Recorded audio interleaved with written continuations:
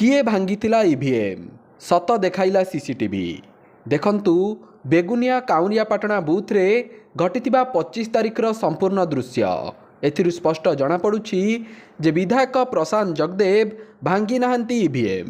प्रशांत जगदेव सांसदों बुथ निकटरे थिबा बेले विधायकों पई भोट देबाकु थिबा बुथटी भांगिछि।